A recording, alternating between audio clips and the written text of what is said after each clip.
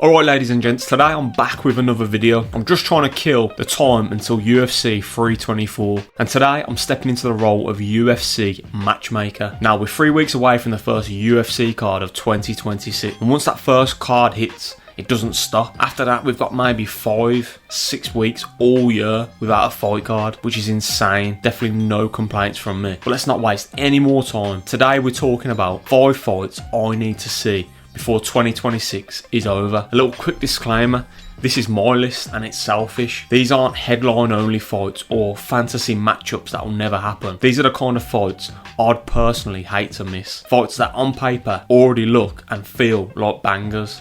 Maybe even fight of the year contenders. So let's kick it off with the first fight on this list. Michael Morales versus Carlos Prates. Now this one could be labelled and sold as momentum versus momentum. Someone's momentum would be getting derailed. Morales isn't a rising star anymore. Not after finishing Sean Brady the way he did. Morales didn't get to spend long in the cage in 2025 at all. Coming off 3 first round finishes. And every time he fights, he just looks composed, patient, and steps ahead. He builds quickly into fights, but he doesn't rush. He goes for the finish when he smells blood, and his UFC career so far has been perfectly paced to holding that undefeated record tight. Then you've got Carlos Prates, exciting, dangerous, very nonchalant. He fights at range and has that walk you down style mixed with Muay Thai. He doesn't just sit around and wait. He forces exchanges whether you're ready or not. Put them styles together, it's control pace versus chaos. Morales manages distance, choosing when to accelerate. Prates drags fighters into uncomfortable moments from angles they won't expect. And with other names at the top holding out for a title shot, this feels like the perfect fight to fill both their time, and it's got banger written all over it. And I'll be honest, both of these guys have real finishing power, and that worries me slightly. I'd love a 5-round main event war between these two, but it's a lose-lose in the best way. I don't want it cut short, but I'd lose my shit if one of these got the finish. Even in defeat, neither guy loses stock here. Fights like this raise your value no matter what. Morales wants to prove his championship material, and Prates wants to prove he belongs with the elite. Either way, I'm hoping this fight is made in 2026. Fight number 4 is Peyton Talbot versus Corey Sandhagen. Again, this fight is electric on paper. Talbot's pressure, his cardio, unorthodox offense clashing with Sandhagen's awkward movement, creativity and elite striking. There's no feeling out phase here. Someone's getting tested immediately. I see why there's hype around Talbot, I really do, but this is the step he needs in my opinion. He needs a fight where I can get on board, like the fallout I felt after Van vs Royval. I need that moment. My concern though with Talbot, after exchanges, he sometimes eats shots he doesn't need to. His exits aren't always clean. Against most guys, you can survive and get away with it. But against Corey Sandhagen, that's how you get clipped and put away. Sandhagen lives for those moments.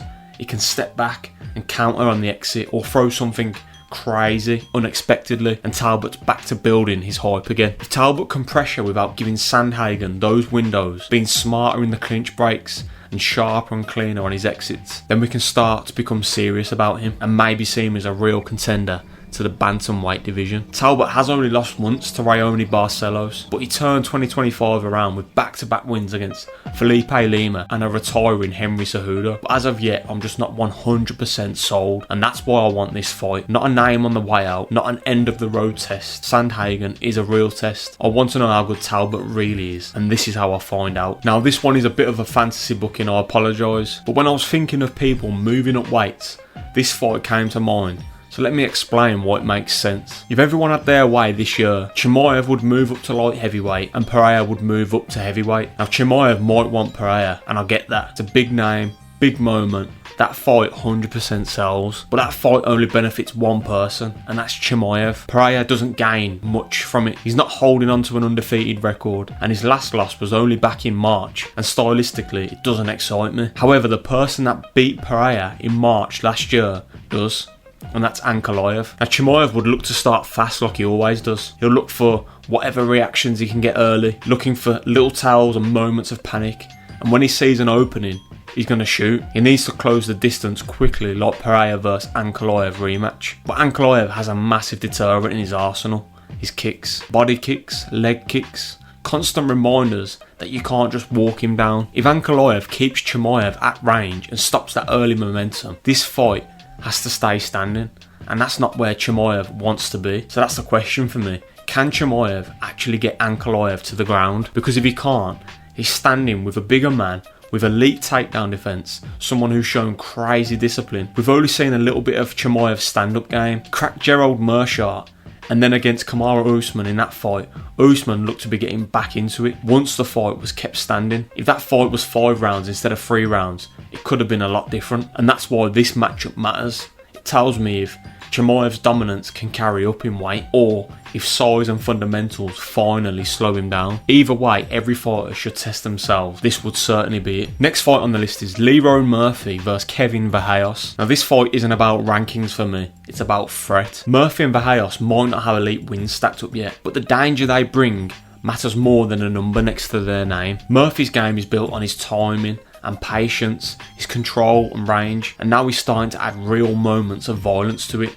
That spinning elbow against Aaron Pico was a beauty. Verheijos brings the opposite to that. Pressure first, explosive, happy to turn a fight ugly if it means landing something big. Answering Murphy's spinning elbow with a spinning back fist of his own in December. Verheijos' only loss came from Jean Silva on the Contender Series, and they're both on upward trajectories. Verheijos definitely learned something from that loss and hasn't looked back since. So this is the perfect test for Verheijos. This is that step up. Whoever wins doesn't just move forward, they announce themselves as a real problem at featherweight and potentially the next contender. A fast, violent fight like this I'd schedule for the upcoming fight night in London in March in front of a UK crowd would be crazy. Last fight on this list is Jared Cannonier versus Ikram Aliskerov. Cannonier versus Aliskerov just makes sense to me. Cannonier isn't chasing the title anymore, and that's fine. He's still dangerous, still powerful, still a nightmare if you're trying to build momentum. Look at who he's lost to, elite names only. He'll walk you down till you either finish or stop him, and that's exactly what Aliskerov might have to do and can do. Ikram is seen as the new wave at middleweight. Fast, aggressive, throws plenty of volume.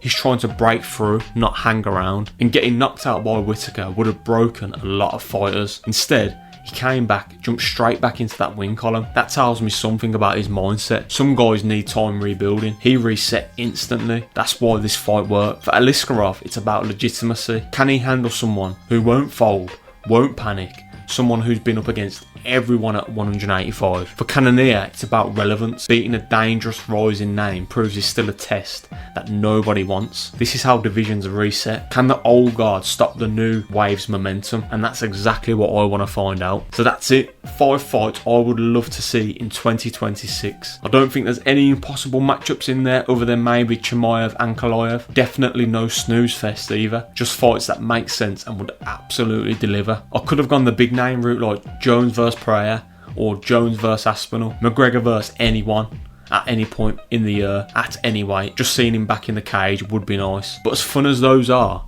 these fights actually feel achievable in the next year. So let me know your dream matchups for 2026. Let me know which ones of my list you'd book first and which ones you think I got completely wrong. I'll see you in the comments, and again, thanks for watching.